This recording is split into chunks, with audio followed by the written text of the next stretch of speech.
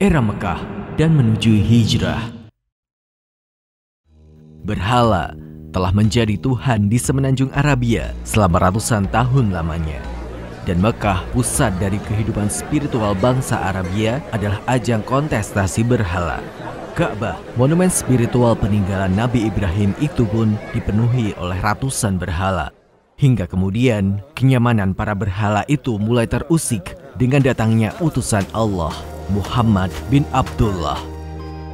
Memasuki kisaran tahun 610 Masehi, Muhammad bin Abdullah telah mendapatkan perintah dari Allah untuk menyebarkan agama Tauhid, sebuah agama yang memerintah umat manusia untuk bersujud kepada Tuhan yang Maha Tunggal.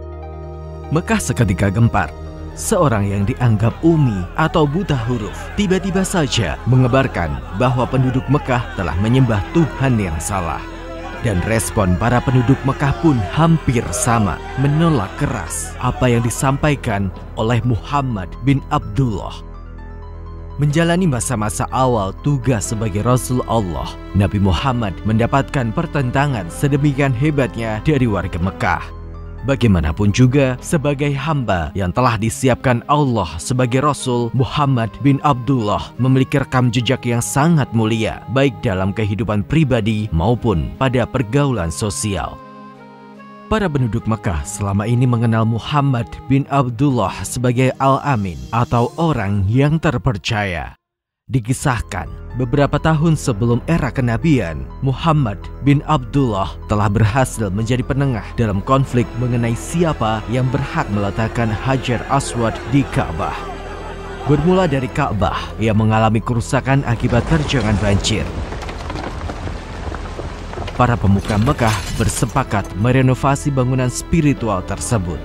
Muhammad bin Abdullah pun terlibat dalam proses renovasi. Hingga akhirnya renovasi memasuki tahap akhir dengan meletakkan Hajar Aswad ke posisinya semula. Dan dari sinilah konflik mulai muncul. Terjadi pertikaian di antara klan-klan terhormat Mekah yang terlibat dalam renovasi Ka'bah. Masing-masing dari mereka bersikeras merasa paling berhak meletakkan Hajar Aswad ke tempatnya. Para pemuka klan bersumpah siap menumpahkan darah jika bukan mereka yang meletakkan Hajar Aswad. Mereka bahkan telah memasukkan tangan ke dalam sebuah cawan yang penuh darah sebagai bukti kebulatan tekad. Konflik itu berlangsung hingga 4 atau 5 hari lamanya. Hingga kemudian Abu Umayyah bin Mughirah berhasil meredam konflik tersebut. Saat itu mereka semua sedang berkumpul di kawasan Masjidil Haram dengan tensi pertikaian yang memuncak. Abu Umayyah mengusulkan agar pertikaian ini diserahkan kepada pihak ketiga, yaitu orang pertama yang memasuki pintu masjid setelah kesepakatan tersebut. Muhammad bin Abdullah menjadi orang pertama yang memasuki pintu Masjidil Haram. Semua yang hadir langsung menyetujuinya. Para tokoh-tokoh utama Mekah itu memiliki rasa hormat yang tinggi kepada sosok Muhammad bin Abdullah muda. Jalan keluar yang diberikan oleh Muhammad bin Abdullah diterima semua pihak dengan lapang dada. Beliau meminta selembar kain dan meletakkan Hajar Aswad di tengahnya. Kemudian beliau meminta perwakilan dari masing-masing klan untuk mengangkat kain tersebut dari pinggirnya. Bersama-sama mereka membawanya ke tempat Hajar Aswad. Selanjutnya, Muhammad bin Abdullah dengan kedua tangannya meletakkan Hajar Aswad di tempatnya semula, dinding Ka'bah. Salah satu pemuka Mekah yang melihat kecerdasan Muhammad bin Abdullah berkata, "Alangkah mengherankan dan menakjubkan orang-orang tua yang mulia menetapkan seorang anak muda untuk menyelesaikan sengketa mereka. Demi Tuhan, dia pasti mengungguli mereka dan pasti dia akan berperan besar setelah ini." Beberapa sumber sejarah menyebutkan bahwa Muhammad bin Abdullah menengahi konflik tersebut pada usianya yang ke-25. Namun, beberapa sumber sejarah lainnya menyebut beliau ketika itu berusia 35 tahun. Muhammad bin Abdullah menikah dengan Khadijah pada usia 25 tahun. Saat itu, Khadijah telah berusia 40 tahun. Dalam catatan sejarah Islam, Khadijah merupakan orang pertama yang mengimani kenabian Muhammad bin Abdullah. Tidak seperti umumnya penduduk Mekah, Muhammad bin Abdullah tidak pernah sekalipun ikut menyembah berhala. Dan sejak lama, beliau dikenal suka menyendiri pada malam hari di gua sekitar Mekah. Pada 6 Agustus 610 Masehi atau tanggal 17 Ramadan, Muhammad bin Abdullah menerima wahyu pertamanya. Saat itu beliau sedang menyendiri di dalam gua Hira. Malaikat Jibril pun datang menyampaikan wahyu pertama dan menandai awal mula era kenabian Muhammad bin Abdullah. Nabi berasal dari istilah naba yang artinya adalah berita penting. Allah melalui malaikat Jibril menurunkan berita penting tuntunan agama melalui hambanya yang ditunjuk sebagai nabi. Tuntunan agama ini mencakup seluruh aspek kehidupan umat manusia demi keselamatan manusia di dunia maupun akhirat. Bukan tugas yang mudah diemban oleh Muhammad Sallallahu Alaihi Wasallam. Penduduk Mekah melakukan penolakan keras terhadap apa yang disampaikan oleh Nabi Muhammad. Mereka pun beramai-ramai memberikan perlawanan kepada Nabi akhir zaman. Era Mekah merupakan masa-masa terberat perjuangan Nabi Muhammad dalam menyampaikan kebenaran ilahiyah.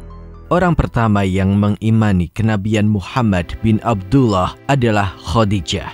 Istri Nabi Muhammad ini bahkan mendukung perjuangan dengan segenap harta benda.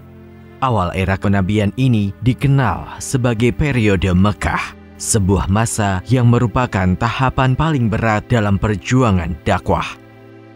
Namun, meskipun mendapatkan tekanan yang luar biasa, selalu ada orang-orang yang diberi petunjuk Allah sehingga beriman.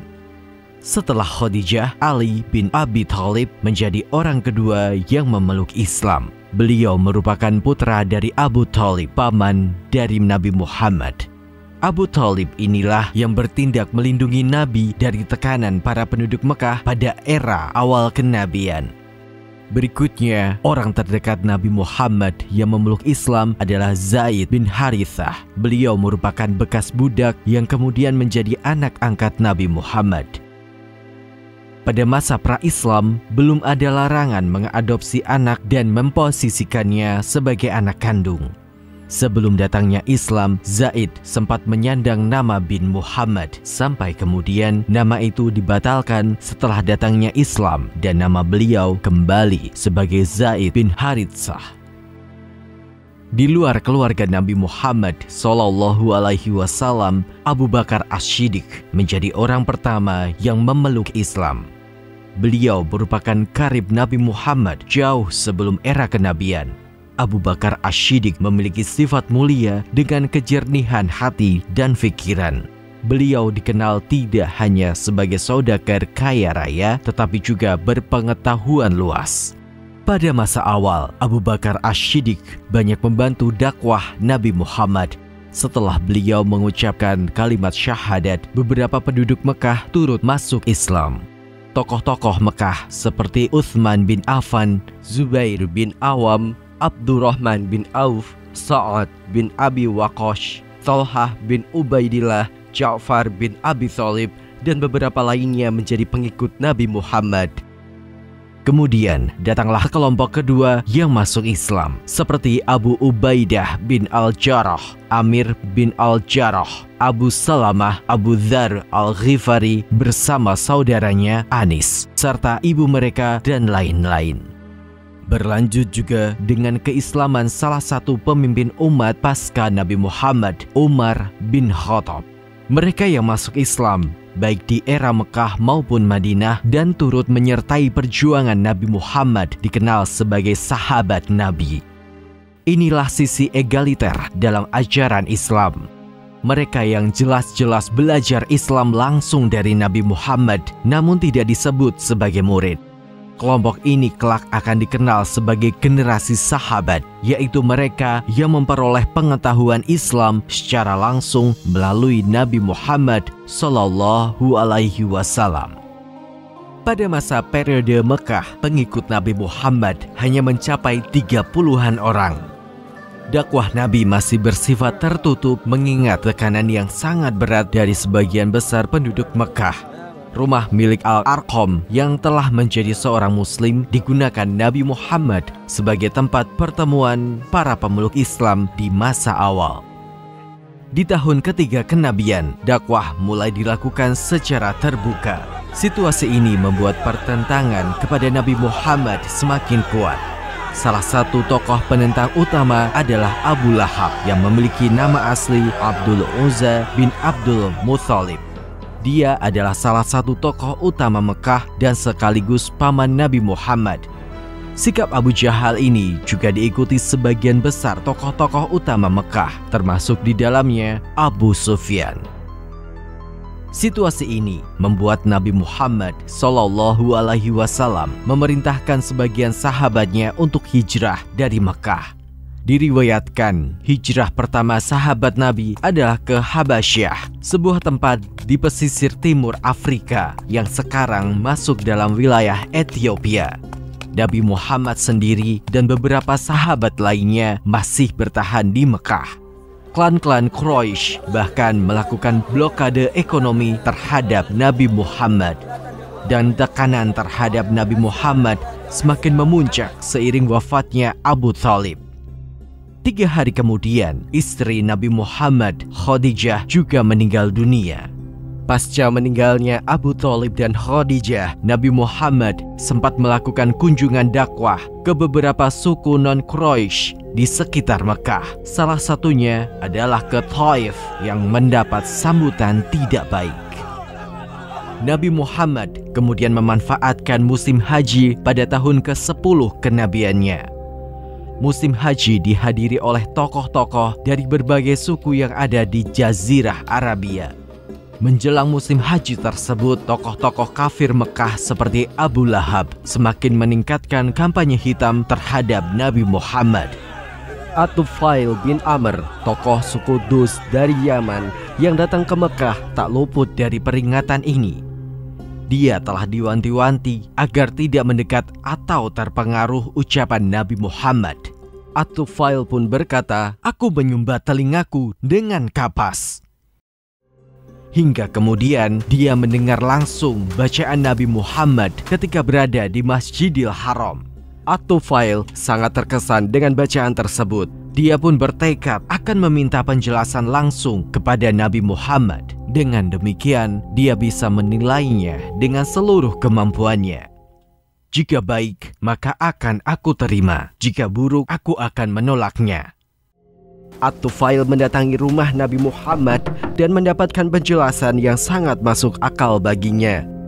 Tanpa ragu, At-Tufail segera memutuskan masuk Islam.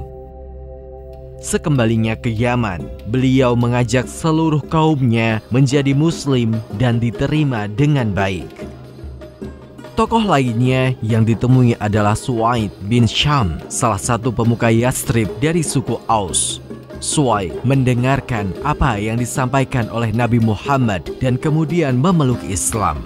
Namun, Suwaid meninggal tak lama setelah kembali ke Yathrib karena dibunuh oleh suku Khazraj. Suwaid bin Syam meninggal dalam keadaan Islam. Nabi Muhammad juga menemui delegasi suku Aus yang datang ke Mekah untuk menjalin aliansi dengan suku Quraisy untuk menghadapi suku Khazraj. Tidak ada yang menerima ajakan Nabi Muhammad kecuali seorang remaja yang bernama Iyas bin Mu'adz. Sayangnya, Iyas meninggal tidak lama setelah kembali ke Yathrib. Hingga 2 tahun berikutnya, Nabi Muhammad terus menemui suku-suku non-Quraisy. Beberapa di antaranya adalah Bani Kalb, Bani Hanafiyah, Bani Amir bin Sa'sa'ah, serta klan-klan lainnya. Namun, ajakan-ajakan tersebut berujung pada penolakan. Pada suatu malam, Nabi Muhammad menemui 6 pemuda suku Khazraj yang baru saja datang dari Yathrib. Mereka adalah As'ad bin Zarrarah, Rafi' bin Malik, Qutbah bin Amr, Uqbah bin Nafi', Aun bin Al-Harits, dan Jabir bin Abdillah.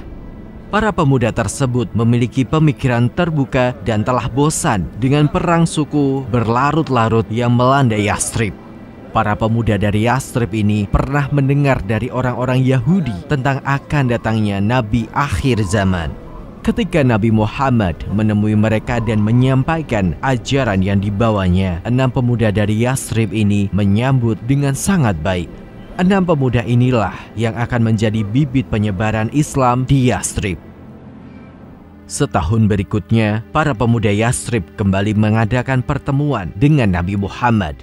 Pada pertemuan lanjutan ini, terdapat 12 orang pemuda Yathrib yang hadir.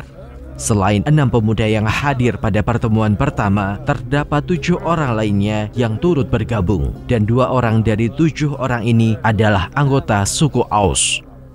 Pertemuan ini berlangsung di Bukit Mina dan mereka mengikat janji setia kepada Nabi Muhammad. Janji setia itu berisi tidak akan mempersekutukan Allah dengan sesuatu apapun, tidak mencuri, tidak berzina, dan tidak membunuh anak-anaknya, tidak berbuat dusta, dan tidak akan mendurhakai Rasulullah dalam urusan kebaikan. Janji setia ini dikenal dengan nama Bai'at An-Nisa atau Aqabah pertama. Sebagaimana diriwayatkan oleh Bukhari nomor 18 dan Muslim nomor 1709,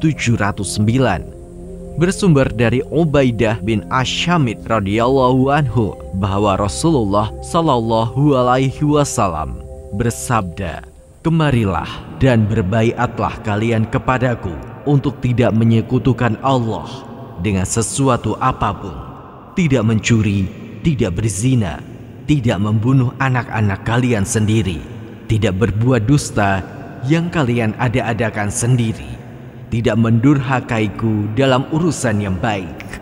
Barang siapa di antara kalian menepatinya, maka pahalanya ada pada Allah. Barang siapa ditimpa sesuatu dari yang demikian itu, lalu ia disiksa di dunia, maka itu merupakan ampunan dosa baginya.